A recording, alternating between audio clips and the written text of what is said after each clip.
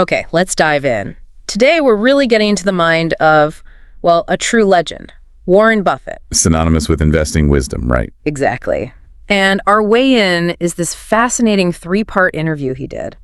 The host, Sophia, asked some really sharp questions.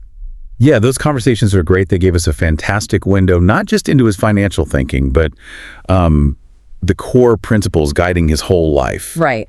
So our mission here, for you listening, is to pull out the most impactful bits, the surprising stuff, the actionable wisdom. Kind of a shortcut to understanding the man behind the billions, you could say? From his very first ventures, selling gum, right up to his thoughts on legacy. We're going to try and distill that essential Warren Buffett way.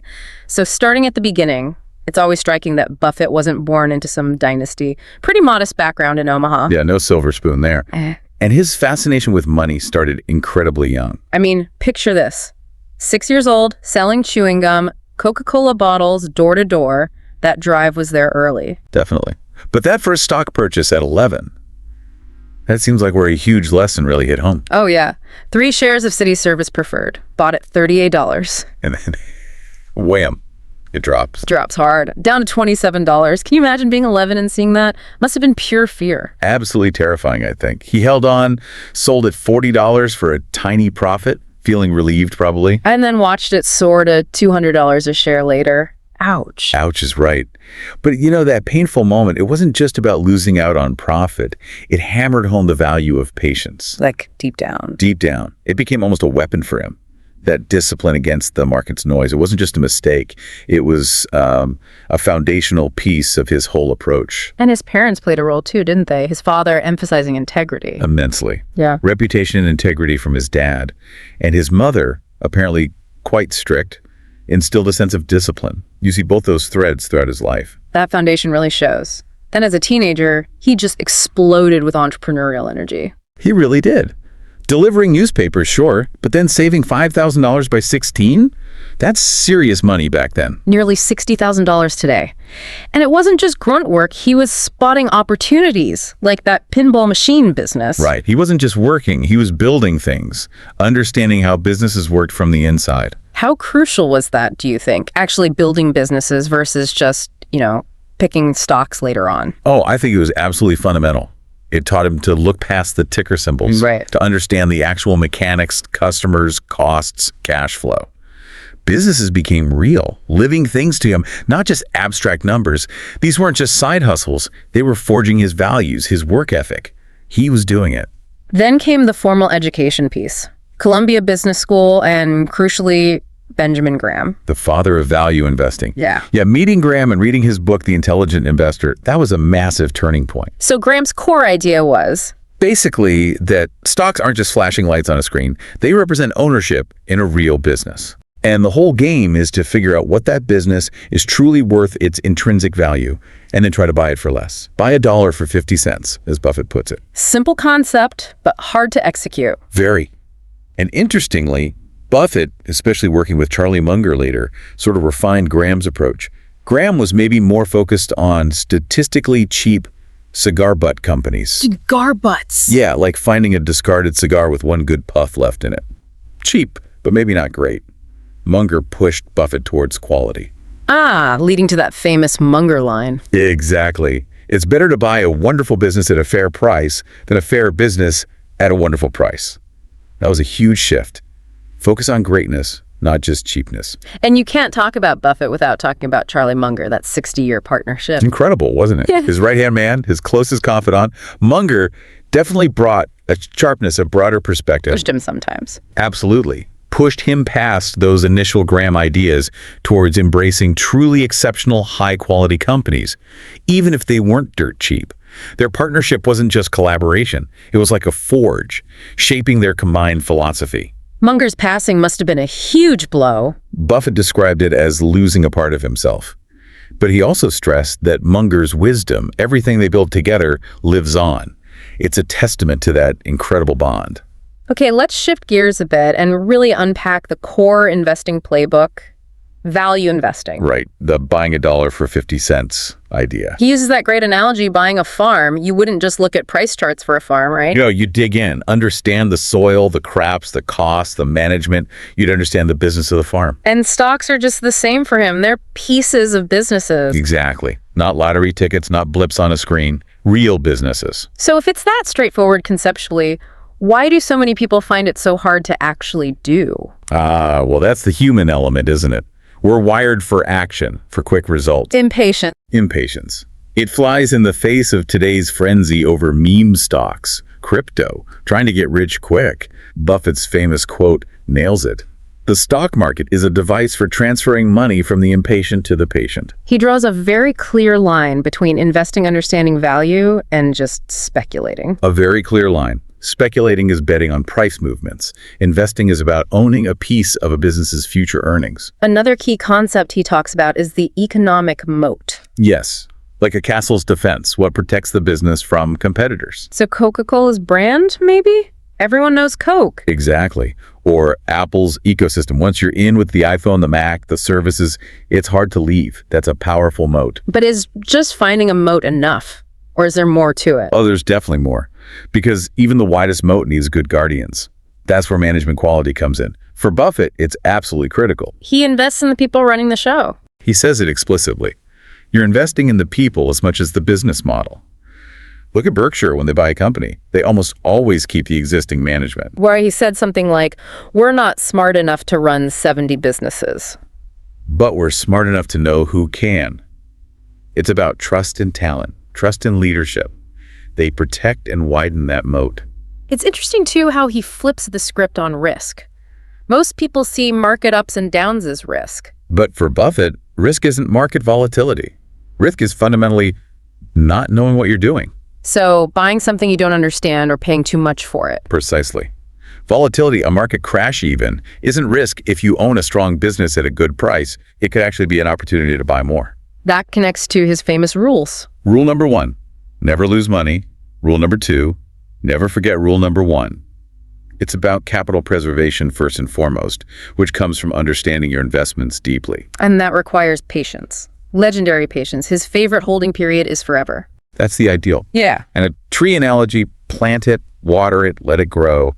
Don't keep digging it up. But for many people, especially, younger investors in this fast-paced world, forever feels impossible. How does that ideal hold up? Well, it's not about being stubborn or ignoring reality. It's about having such deep conviction in the long-term strength of the business that you don't need to constantly fiddle. But he has admit mistakes, right? He's not perfect. Oh, absolutely not. He's very open about them. Look at Dexter Shoe Company back in the 90s. He thought it had a durable competitive advantage, a moat. Foreign competition just crushed it. And worse, he paid for it using Berkshire Hathaway stock. He calls that one of his biggest errors, especially given how much that stock grew later. So even the Oracle gets it wrong. Definitely. The key is learning from it, adapting, which ties into Berkshire Hathaway itself. Right. It started as a failing textile mill. His worst investment, he called it. Exactly. But the genius move was using the cash flow from that dying business to buy better businesses. Like Jai Coco's, See's Candies, Apple much later. Right. Turning the shell of the old company into this incredible vehicle for compounded capital by acquiring great businesses. Owning them outright gives control, gives steady cash flow. See's Candies is the classic example. $25 million purchase price. In 1972. And it's thrown off something like $2 billion in profit since then without needing much extra capital. That's the magic. And what about that huge pile of cash Berkshire always seems to have? He thinks of cash like oxygen. You don't notice it day to day, but you desperately need it when it's gone. So it's for opportunities. Or safety. Both. Safety, yes, but also firepower. Yeah. Think about 2008, the financial crisis. Everyone's panicking, credit markets are frozen. And Buffett steps in. Exactly. Puts billions into Goldman Sachs, Bank of America, on very favorable terms. He had the cash when no one else did. That's strategic patience paying off big time. Which brings us to his advice during crises. Never bet against America.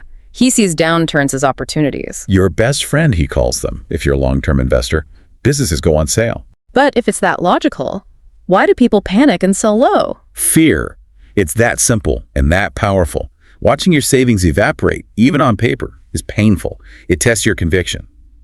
Buffett's advantage is that long-term perspective, that deep belief in the underlying economic engine, particularly in the U.S.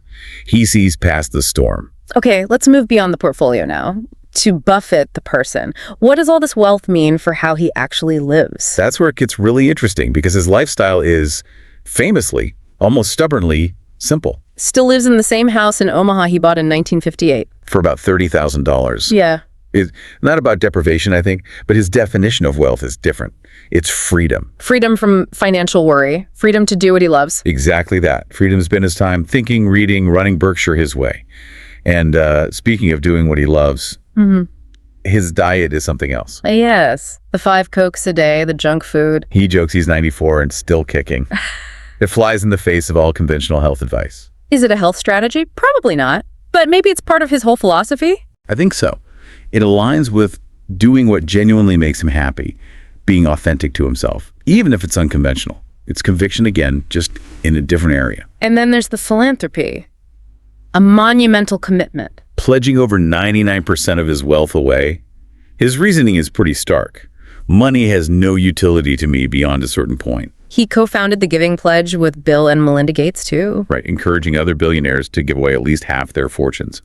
But what's really fascinating is his approach to his own kids. Not leaving them billions. No, his famous line, give them enough so they feel they can do anything, but not so much that they feel they can do nothing. Wow, that takes some serious thought. It really does. And look at the result. His kids pursued their own passions, music, farming, philanthropy. They built their own lives, grounded, not defined by inheriting a massive fortune. It's a powerful lesson in nurturing purpose. And what about leadership? What does he advise there? It boils down to trust, integrity, and maybe above all, continuous learning. Honesty and humility never go out of style, he says. Pretty timeless advice. And he walks the talk on learning, that commitment to reading. 5 or 6 hours a day still. Apparently so. He says, knowledge compounds, just like money. He's constantly absorbing information, learning from others' experiences. He recommends books like Graham's, Business Adventures, Munger's, Poor Charlie's Almanac. It's a deliberate daily investment. And ultimately, his definition of happiness isn't tied to dollars at all. Not in the slightest. He puts it very simply and profoundly. Happiness is when people you want to love you actually love you. Something money absolutely cannot buy. No amount of money. Yeah. And that connects directly to the legacy he hopes to leave. Which isn't about being the richest man in the graveyard. Far from it. He wants to be remembered for integrity, for the love of his family and friends, for maybe making the world a little better. Even the Oracle of Omaha title, he sees it humbly, valuing the trust it implies more than the fame. It's quite a journey we've covered. From that kid selling Coke door to door, through the investing triumphs, right into his core life philosophy. Absolutely. And that Sophia interview really helped crystallize so much of it. So thinking about the key takeaways for you, our listener, Right. What stands out? Well, patience, obviously. That unwavering long-term view. Clarity, really understanding what you own, whether it's a stock or a decision. Investing in yourself, that continuous learning. Definitely. And maybe the biggest one, that true success, a truly rich life, is measured in love and integrity, not just bank balances. So after hearing all this, what really resonates with you from Buffett's insights? And maybe the bigger question is, how can you apply some of these timeless ideas in your own life? Yeah, that's the challenge. Buffett had that famous analogy, life is like a snowball. The trick is finding wet snow in a really long hill. Finding the right stuff and giving it time and space to grow. Exactly. So maybe the provocative thought to leave you with is this. What's your wet snow? What are those small, perhaps overlooked opportunities in your life, your career, your finances that have the potential to compound? And how can you find, or maybe even build, that really long hill to let them grow into something truly meaningful, something extraordinary? Lots to think about there. Definitely. Keep learning, keep applying, and keep building a life of value. Until next time, on The Deep Dive.